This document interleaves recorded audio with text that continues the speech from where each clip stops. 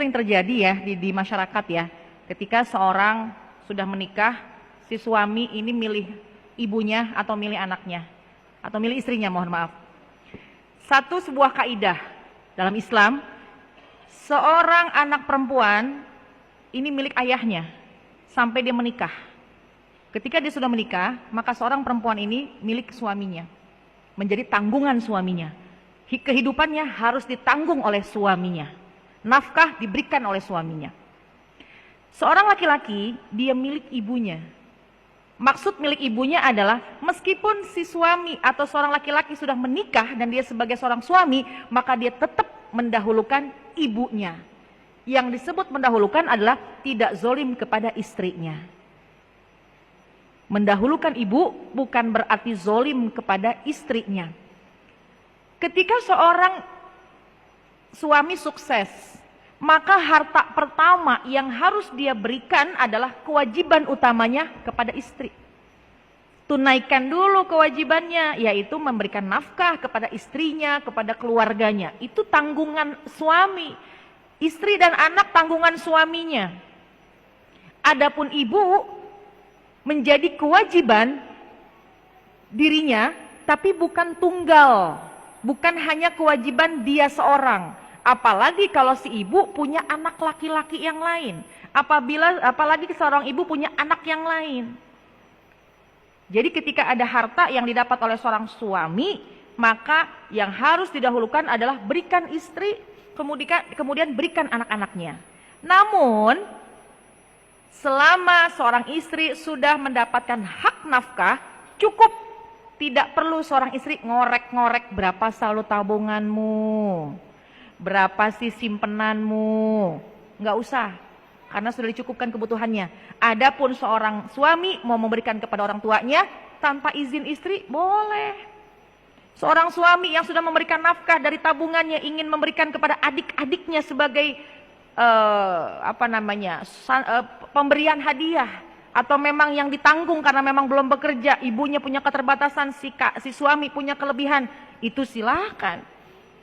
Istri mohon maaf jangan menuntut. Nah ini nih, di antara hal-hal yang sering ada perdebatan adalah kurang memahaminya hak dan kewajiban. Ketika dia sudah mendapatkan haknya yaitu nafkah, cukup sampai di situ. Artinya nafkah ya sesuai kemampuannya, sesuai kemampuan suami. Lain soal ya, ini suaminya punya duit berlebih, istri diberikan nafkah sedikit sehingga tidak mencukupi, tapi dia berlebih kepada orang lain, maka zolim kepada istri. Kalau bisa dijalankan semuanya beriringan, maka itu lebih baik lagi.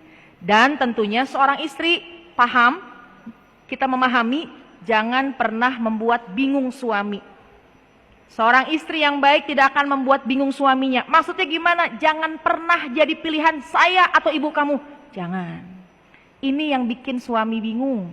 Jangankan ke suami, pilih saya atau adik kamu, itu pun membuat suami bingung. Dan itu yang bikin awal mula dari perpecahan. Ibu, wahai seorang istri, kalau seorang istri mendukung suaminya berbakti kepada kedua orang tuanya, rumah tangga itu penuh dengan keberkahan.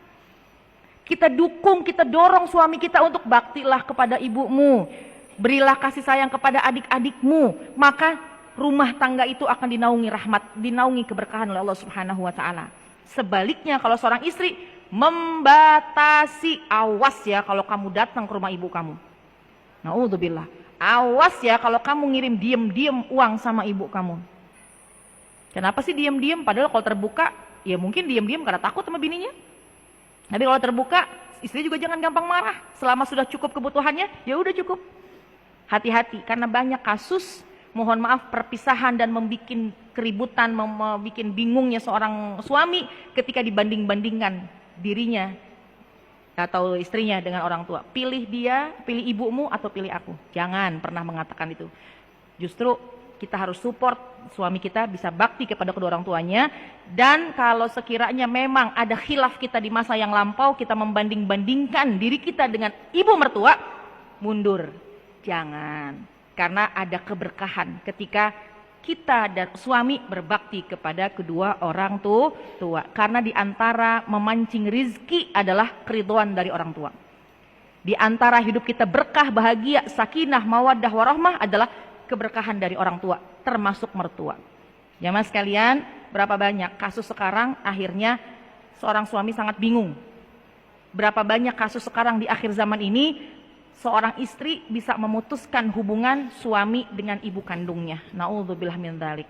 Kita keluar dari tempat ini mudah-mudahan menjadi istri yang tambah solehah lagi, mendorong suami kita, memotivasi suami kita untuk lebih berbakti kepada kedua orang tuanya, menyayangi keluarganya, maka insya Allah yakin deh hidup kita bakal diberikan kebahagiaan dan keberkahan. Amin ya rabbal alamin.